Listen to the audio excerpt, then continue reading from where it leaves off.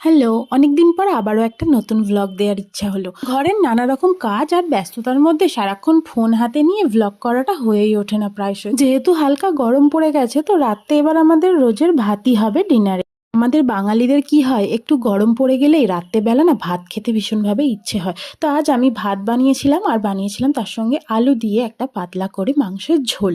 আমার মা এভাবে ভাতের হাঁড়িতে গামছা পেঁচিয়ে ফ্যান ঝাড়ে, আর সেটাও মায়ের দেখা দেখে আমিও শিখে গেছি। আমি এভাবেই ফ্যান ঝাড়ি। আর কে কে আছো যারা এরকম বাড়িতে এরকম ভাবে ফ্যান ঝাড়ো? রাতের ডিনারে মাংসের ঝোল ভাত একটা অন্যরকম স্বাদ এনে দেয়, তাই না? তো এর মধ্যে অনেক সলিড পিস আছে, সেই সলিড পিসগুলো না আমি তুলে রেখে দেবো, কারণ সলিড পিস কেউ খেতে চায় না। ওগুলো যদি একটু রোল টোল বানিয়ে বা কোনো ঘুগনি টুগনির মধ্যে যদি দেয়া যায়, তখন সকলেই খেয়ে নেবে। ধরুন মাংসতে যা যা লাগে তারই একটা পেস্ট বানিয়ে নিচ্ছিলাম। আর দেখতেই পেলে সব কিরকম পেঁয়াজগুলো আমার হাত থেকে পড়ে গেল। আর এখানে পেস্ট বানানো আমার কমপ্লিট হয়ে গেছে। প্রেশার কুকারেই আজকে মাংসটা করব, কারণ প্রেশার কুকারে না আমার ঝামেলাটা ভীষণ কম লাগে।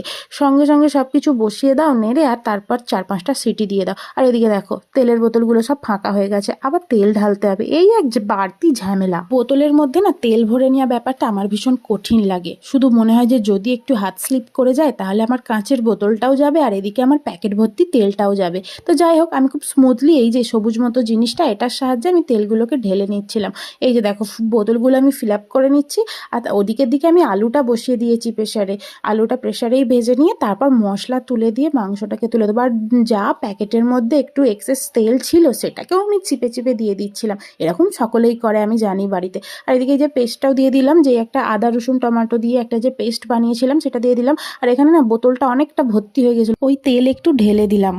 তারপরে আর কি মাংসটা একটু হালকা করে কষিয়ে নিয়ে, আর এই যে এখানে আমি বোতলগুলো সব গুছিয়ে গুছিয়ে রাখছি। মাংসটা কষানো হয়ে গেলেই আর প্রেশার কুকারে একটু জল ঢেলে আর ঢাকনাটা দিয়ে দিলেই হয়ে যাবে। আর এক এক করে আমি সব মশলাগুলোও অ্যাড করে নিচ্ছি। সাধারণ যেসব মশলাগুলো লাগে, লঙ্কা, হলুদ, নুন, জিরে গুঁড়ো, যা কিছু লাগে। এখন তো আর এইসব কিছু বাটাবাটির ঝামেলা নেই, প্রত্যেকটা জিনিস আছে।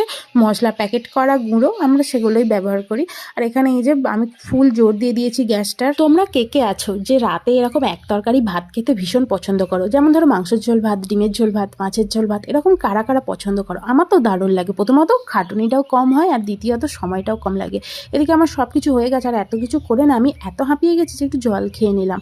আর এদিকে আবার আমি খুন্তি নাড়ছি। এরপর যেই যে পেস্টের যে একটু জল বেঁচেছিল সেটাও দিয়ে দিলাম, দিয়ে ভালো করে কষিয়ে নিয়ে এর মধ্যে আমি একটু জল ঢেলে দিয়ে, আর কি এবার তো প্রেসারের মুখটা এঁটে দিলেই আমার হয়ে যাবে।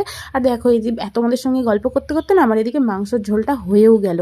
আর এই যে আমি এবার নামিয়ে নেবো এই গামলিটার মধ্যে।